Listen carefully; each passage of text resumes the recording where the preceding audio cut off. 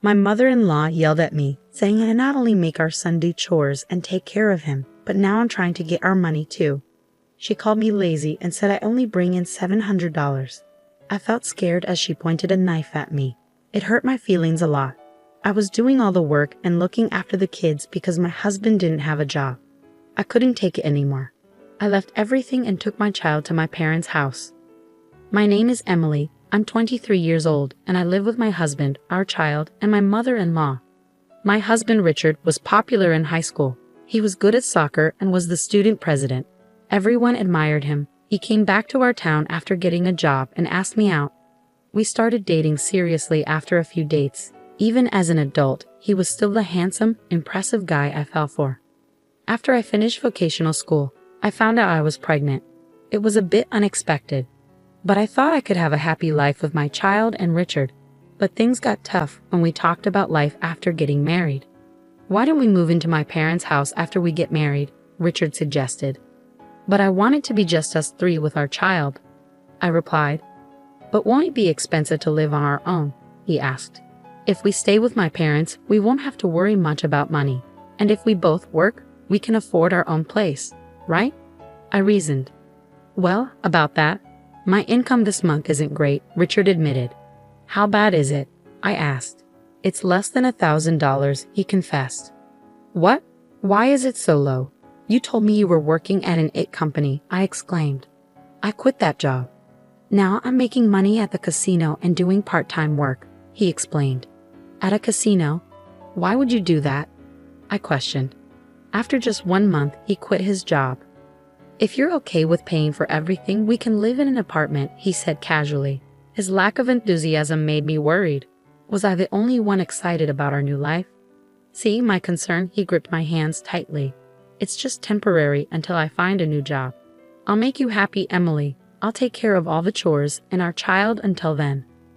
Believing his promise, we got married and moved into his parents' house. After giving birth safely, I was determined to work hard for our son. Both Richard and my mother-in-law seemed happy, and I looked forward to our future together. But even after our son was born, Richard didn't help with chores or taking care of our child. Instead, he spent his days at the casino. After going to the casino again, what about helping with the chores and taking care of our child? I asked, reminding him of his promise. Don't tell me what to do, Richard suddenly shouted back at me. Confused by his outburst, my mother-in-law came into the room, having heard the argument. What's going on here? She asked. I'm busy with work, and she's asking me to help with chores and taking care of the child, Richard explained. What? That's the wife's job, my mother-in-law exclaimed. Richard hadn't told his mother about quitting his job. Instead, he painted me as the bad wife who forced him to do all the housework and take care of our child. His lies turned my mother-in-law against me, making her resentful. Richard kept going to his part-time job in the casino, where he often lost the little money he earned. I ended up paying most of our expenses, making our life tough since I wasn't working. Eventually, I had to go back to work, leaving our son at a child care center. Luckily, I found a job as a dental hygienist pretty quickly. But when I came home from work every day, my mother-in-law would yell at me. What do you think you're doing? This isn't playtime. You're a parent, but all you do is fool around. Make dinner now. She slammed the newspaper she was reading onto the floor in frustration. Sometimes she'd even break plates when she was really angry. My mother-in-law was unpredictable. Her mood could change in an instant. I was afraid of what she might do next, so I just went along with it. But between taking care of my son, working, and doing housework every day, I was exhausted. I couldn't take it anymore. So I decided to talk to Richard one more time. I caught him before he left for the casino early in the morning. Listen, I've reached my limit. Can't you help out with our son a little? What? Like I said, I'm busy. I'm trying to find a new job. You get that right? Do you want me to stay jobless forever? You'd be in trouble then, wouldn't you? Your child's father, unemployed. If you don't like it, just do what you're told, Richard retorted. But we're barely making ends meet. I'm using up all my savings to cover our food expenses. Do you even know how expensive diapers are?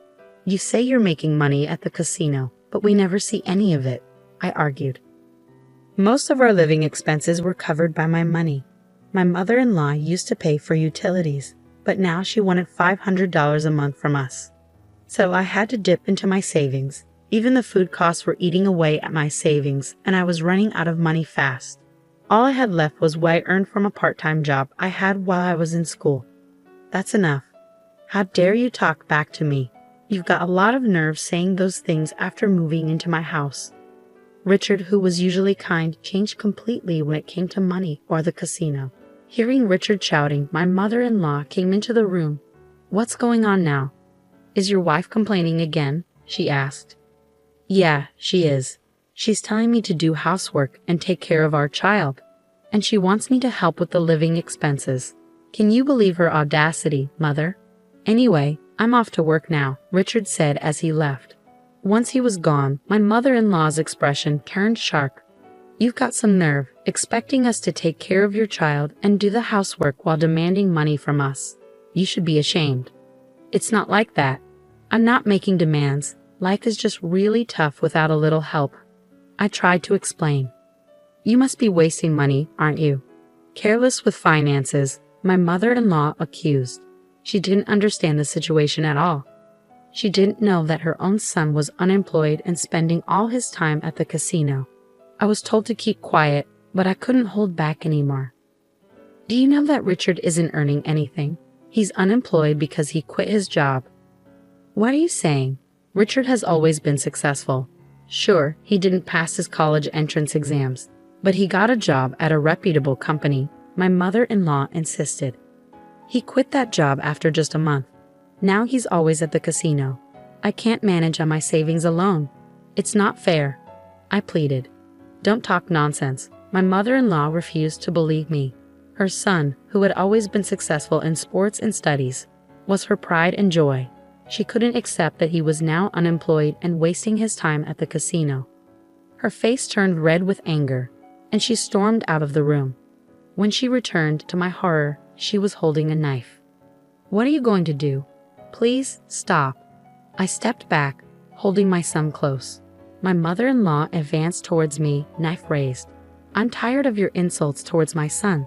Having a wife like you is ruining Richard. You're a lazy parasite living off a measly $700. Get out of this house." Her harsh words made me break into a cold sweat. I feared for my son's safety. Seeing my fear, my mother-in-law seemed satisfied and lowered the knife. "Good, you understand. We don't want parasites like you here. Just stay quiet and do your chores," she said before leaving the room. Feeling the tension lift, I collapsed to the ground. My son started to cry, sensing something was wrong. I held him close, stroking his back, and made a decision. We couldn't stay in this house any longer. It was unbelievable that someone could threaten with a knife so casually. She didn't even seem human. Until now, I had been swayed by Richard's sweet words. After every argument, I used to think I needed to support him, that he would fall apart without me. But I had reached my limit. Above all, I had to protect my crying son in my arms. I couldn't raise him in this house. I decided to leave the next day. In the morning, my stern-faced mother-in-law spoke to me. "Emily, get ready for my husband's memorial service next week. All our relatives will be there, so everything must be perfect." Without waiting for my reply, she left for a neighbor's house. Next week was my father-in-law's memorial service. Richard and my mother-in-law had been planning a big feast and reminiscing about him. I was supposed to handle all the preparations, but I wasn't listening anymore. As soon as they left, I quickly packed our things and fled my in-laws' house. I didn't have much, just clothes, my son's toys, and diapers. When I got back to my parents' house, they were surprised.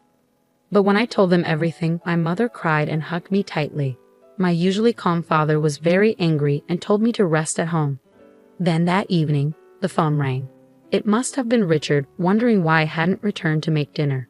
Ignoring the call and blocking his number was a good move to protect yourself and your son. The next day, mother-in-law and Richard showed up at your parents' house together, banging on the door early in the morning. Your parents tried to send them away, but you decided to let them in. As soon as you opened the door, they started shouting. "How could you leave without a word? What kind of wife does that?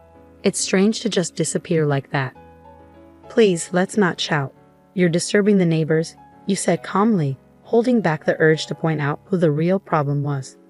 When they tried to grab you, your father stepped in. We'll call the police if you resort to violence. Let's talk inside first, with my parents present, he said firmly. Once inside, you initiated the conversation with mother-in-law and Richard. Why did you leave without saying anything? I was overwhelmed with childcare, my job, and yet you never helped, despite my pleas. Well, I was busy too. Busy at the casino, like I've already said. Our son doesn't go to the casino. Stop spreading lies. Richard insisted, while his mother seemed to still believe he was working. It seemed she thought highly of him and couldn't imagine otherwise. Mother-in-law, where do you think Richard is employed? You asked. At a securities company. I saw the job offer letter. After all, she replied confidently. Well, why don't we call them and find out if Richard is still there? That would settle it, you suggested. Oh, wait a minute. Richard stammered nervously. What's the problem? If you're working there, it shouldn't be an issue. That's, ignoring Richard's discomfort, you dialed the securities company on your phone and switched to speaker mode so everyone could hear. You asked if Richard was working there. That individual resigned several years ago, if memory serves me right. He was with us for just about a month, came the response from the other end of the line. The words from the phone left mother-in-law speechless. Richard was looking down, his fists clenched. Did you really quit? Why? She asked. Because it was frustrating. Everything was just grunt work, and the boss would yell at me for the smallest mistakes. It felt like harassment, Richard explained. Richard, why didn't you tell us what you've been doing since? You asked. I'm job hunting, he replied vaguely.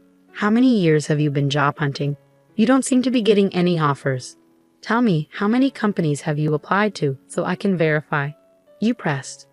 Well, there aren't any good job offers. When a good company comes along, I'll get a job, Richard said confidently. You seem very confident in yourself. By the way, you're working part-time now, right? How much did you make last month? You questioned. 700, Richard admitted reluctantly. 700? Didn't you tell me that Emily could only earn 700 and couldn't support herself? So you were the one supporting her? You questioned, realizing that Richard had misled his mother about your income. In reality, as a dental hygienist, you earned at least $2,000. Mother-in-law, now knowing the truth, blushed furiously as she glared at Richard. In response, Richard became extremely angry. Why do you have to do this? This is all your fault, making me look like a fool, he exclaimed, clearly hurt and embarrassed. He hit the table hard. You shouldn't reveal things like this in public. It's defamation. If you want to sue, go ahead, but I'll sue you for threatening me with a knife too. Besides, lawsuits aren't free. Do you have the money? You countered, standing up for yourself and refusing to be intimidated. At that, Richard clicked his tongue, likely realizing he had spent all his earnings from the casino. As mother-in-law was in shock after learning the truth about Richard's unemployment, I decided to lay it all out for her. I've been the one earning all our living expenses. When we got married, Richard promised to take care of the housework and childcare instead of me working. But after we got married, he didn't do any of it. That's different from what you heard, I explained. It seemed mother-in-law had simply believed whatever Richard told her, right? She had gotten upset when I asked for help with the chores and childcare. She even pointed a knife at me and told me to keep quiet and do my housework. I could see her face turning pale as she stood in front of my parents, being called out for her behavior. Mother-in-law, you haven't contributed anything to the household either. We've been living off my income this whole time. I have no intention of continuing to work for you, so I want a divorce, I stated firmly. Divorce? Wait a minute. Don't just drop that bombshell all of a sudden, Richard protested. Yes, that's right. I'll help out too, so please come back, my father added, offering support. No thank you, I stated firmly. Their surprised expressions indicated they were taken aback. I, who had always given in after being yelled at or begged persistently, had clearly refused this time. I don't want to live with someone who threatens me with a knife just to get their way. I'm tired of living with Richard, who spends all day gambling at the casino. I'll make sure you pay me compensation for all the hard work I've put in so far, as well as child support, I declared. No way. That's going to be a problem. I can't possibly afford that, Richard protested. Well then, stop gambling and start paying, I retorted. But I can't do that. I don't have a job, Richard admitted. I was appalled by Richard's lack of understanding. You don't have a job because you're too picky about what work you do. Do you have any desire to do whatever it takes? There aren't many companies out there that would hire someone without qualifications or experience. Don't take society for granted. Many people work hard in difficult situations to earn a living. Yet people like you, who quit their jobs on a whim because they got angry or didn't enjoy it, no one will want to hire them. He keeps saying he'll find a job someday, but at this rate, it's unlikely. I'll contact you through my lawyer about the divorce proceedings. Please do not contact me from now on, I stated firmly. What? How selfish. What's going to happen to us? Richard protested. At my words, mother-in-law flared up in anger. I put on a deliberately puzzled expression and responded to her hostile words. I don't know. Maybe you should figure out how to earn a living on your own, you heartless woman. Heartless? I don't want to be called that by you. Remember when you called me a parasite living off a measly $700 per month? Remember when you said that to me, your daughter-in-law, while holding a knife to my throat? By the way, the lazy person making $700 a month is right next to you. Are you not telling him to leave? I confronted her. As I spoke, mother-in-law started shaking with rage.